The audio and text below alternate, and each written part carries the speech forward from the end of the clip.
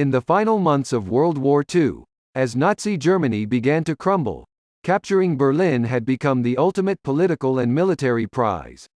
For the Allies, Britain, the United States and the Soviet Union, this was the chance to take the symbolic seat of Hitler's expansionist and genocidal regime.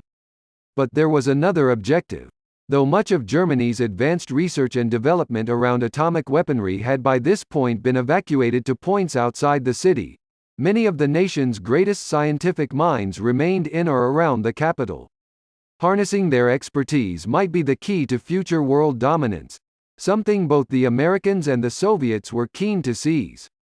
Who would be the victor, and at what cost? As the war wound down in early 1945, British and American forces began to close in on Berlin from the west, while Russia approached from the east.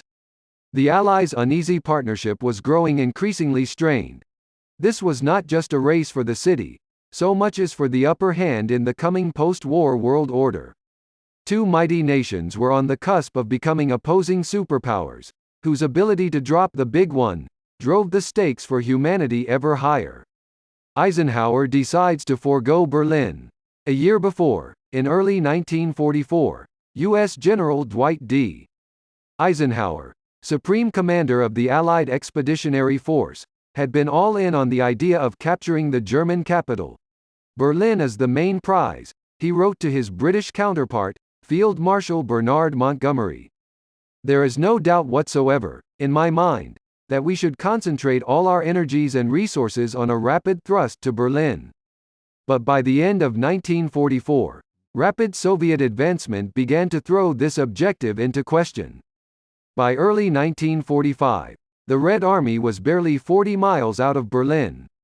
British-American forces, set back by the Battle of the Bulge in Ardennes, had yet to cross the Rhine.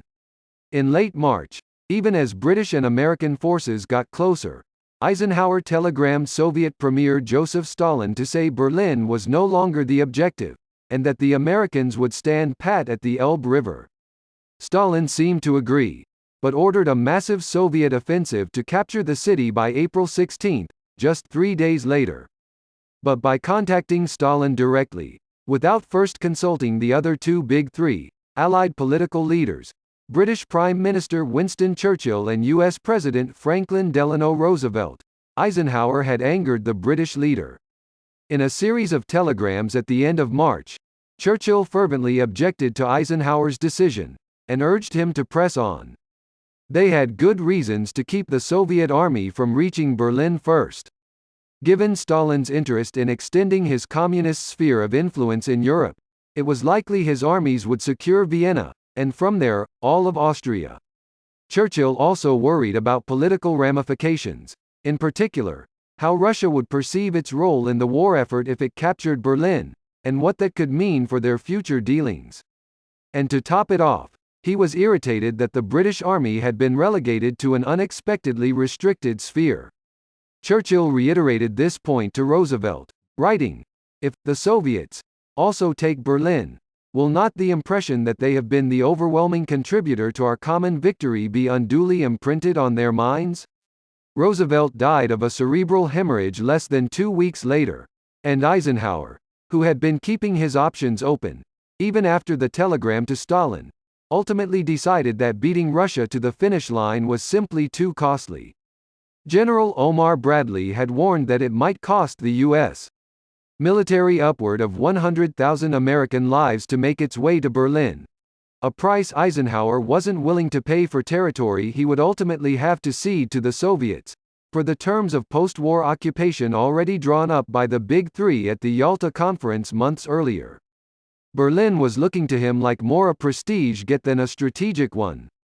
Years later, speaking to the British journalist Alistair Clark in the late 1960s, Eisenhower justified his decision, one many historians considered the most controversial of his career.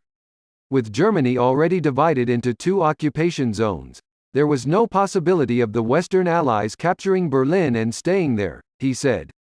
The U.S. Army would have had to retreat 125 miles back into its own zone as quickly as the fighting was over. When my final plans were issued, we were about 200 miles to the westward of Berlin.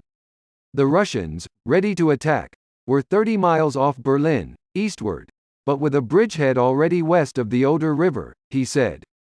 It didn't seem like good sense to try, both of us, to throw in forces toward Berlin and get mixed up. Two armies that couldn't talk the same language, couldn't even communicate with each other. It would have been a terrible mess. The race for nuclear assets, allowing the Russians' first passage into Berlin, however, had other costs. Since September 1943, America's top-secret Alsace mission had been working avidly to uncover the German nuclear energy project and find its facilities and brain trust.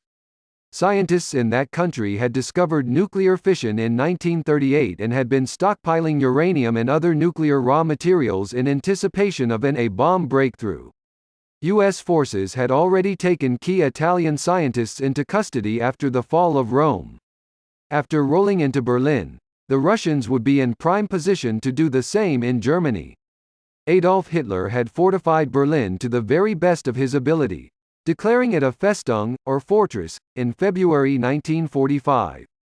German defenses proved so tenacious, in fact, that Russian troops would take 9 days to break into the city, on April 24.